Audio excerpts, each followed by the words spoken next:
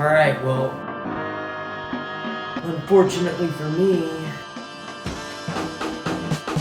my pace zones on my pace 3 watch do not match up with my heart rate zones. I'll run at what it says should be my threshold pace, and my heart rate pace will barely make it into zone 3. So it says I'm running at zone 4, and it will barely make it into zone 3 heart rate wise. So they're off very badly. I think it stems from getting a bad fitness test the first time I did it.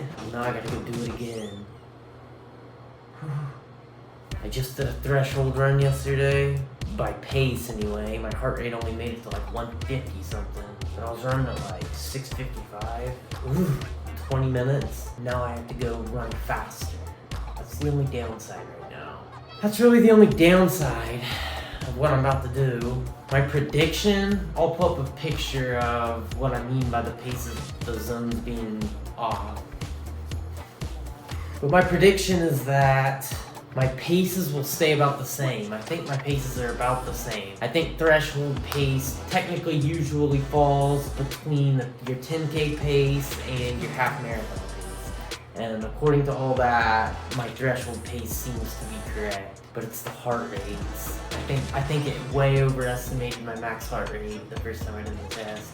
And the reason for that is because I set such a slow 10K time for it to set my fitness test by. I should have made it way faster. All my zones were way off, so I was running so slow. And I never mentioned, but my pod 2 that I'm using on my shoe, I was using the wrong attachment, so it was like flopping around. So if you look at the first half of my 25-minute segment of my first fitness test, it's all just wrong. It like peaks up to like way up here on the graph and then drops down. Like you can just tell that it just ruined the whole first half of the segment. So I know my test was all wrong.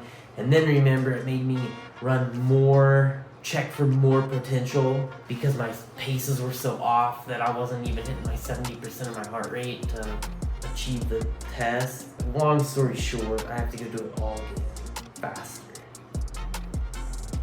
But if it fixes my zones and lines them up properly, that will technically completely change every workout that it thinks I'm doing right now, because it thinks I'm not doing much, because it set my heart rate to 189 and I think it should be like 170.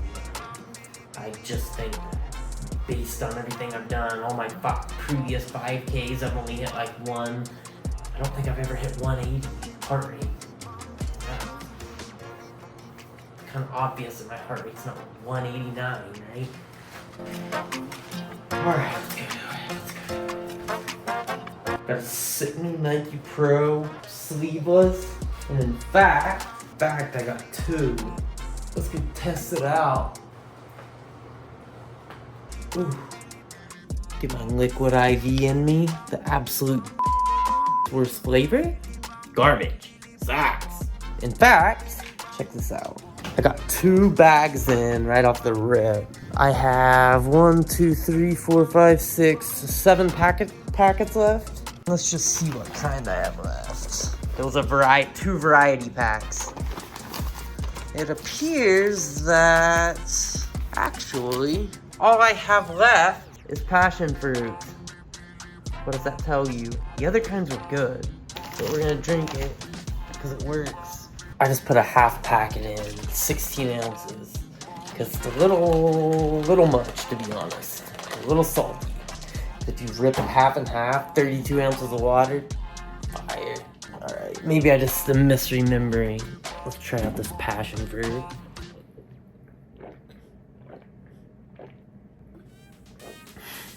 It's actually alright when you cut it like that, with a lot more water. Kind of tastes like peach a little bit. Alright, let's go. Coros says the sun comes up at 6:59, 5:23. Sheesh! Oh boy. Humid.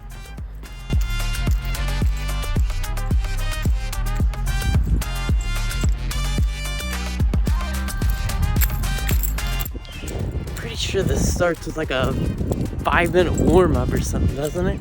Before it goes into marathon pace. Actually, it might be like 15-minute warm-up. Let's get this thing a show on the road. I'm nervous, bro. Okay, so my predicted 10K time now is 43 something. So let's use that time now for this test. Let's see if I get a better outcome.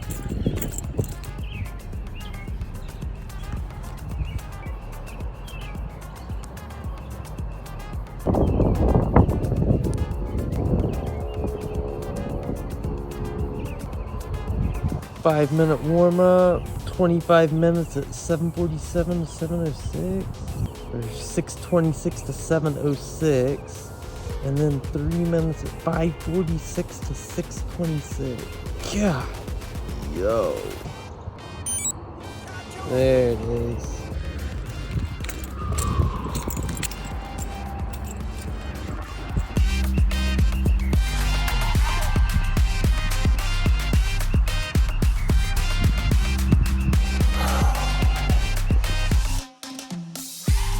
Let's go.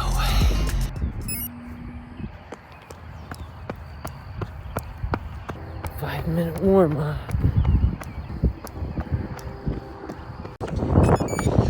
7:06 to 7:47. I brought the wrong camera. But you'll get the point, I think. Okay, about this pace, 25 minutes. I got 10 more minutes. I'm at 7:22. Doesn't feel too tough, but the next 2 3-minute rounds are gonna be brutal. I'm not gonna have a lot to say after this. All right, lock in.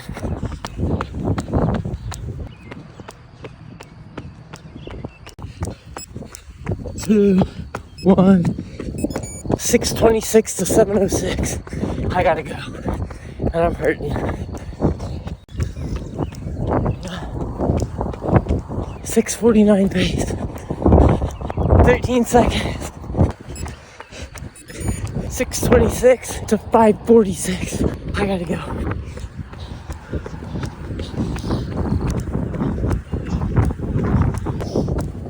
Oh, 6:15 pace.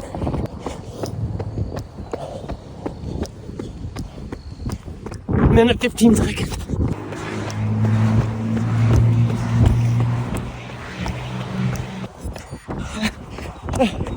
More sets thing again. I gotta go.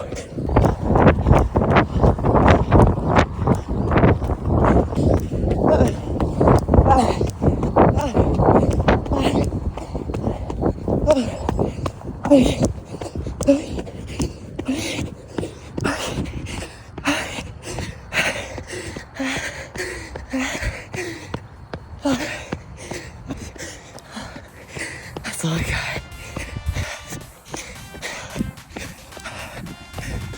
All out of here. I am recovering a lot quicker. It doesn't feel like I absolutely literally died for the rest of the day, hopefully. Like last time I did the test, and like yesterday's threshold, like I'm already coming back down. I gave it everything. Check this out.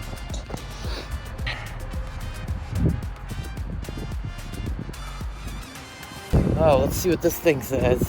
My last max heart rate was 189. Let's see if it changed. I got 2 minutes left on a cooldown, and then we'll see what it says.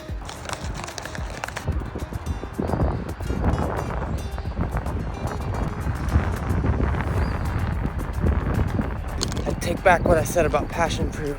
Cut it with a little extra water. It tastes great. All right, let's see what this watch says. 189. Threshold pace is at 6:49 now. My watch was showing like 7:04. Threshold heart rate 169. That's scary because threshold heart rate went up. I thought it was going to come down. I thought that the paces were going to stay the same and the heart rate was going to come down. The paces went up and the heart rate stayed the same. So I just gotta really figure out how to get my heart rate up to 169 on threshold runs. That warm-up doesn't do it. That light jog for 15 minutes. All right, we'll check out the new updated paces whenever I get back to the house. All right, so these are my new updated pace zones. And now you can see that my recovery pace is 23 seconds faster than it was before. My aerobic endurance pace is 18 seconds faster. Aerobic power went up 16 seconds faster. Threshold is 14 seconds faster. Anaerobic endurance is 11 seconds faster. And anaerobic power pace is 11 seconds faster also. So the faster the pace, the less they shifted, which makes sense. I guess all that's left to do now is go out and hit a run and see if the zones line up a little better. Thank you again for checking back in. Please like and subscribe, and see you next time.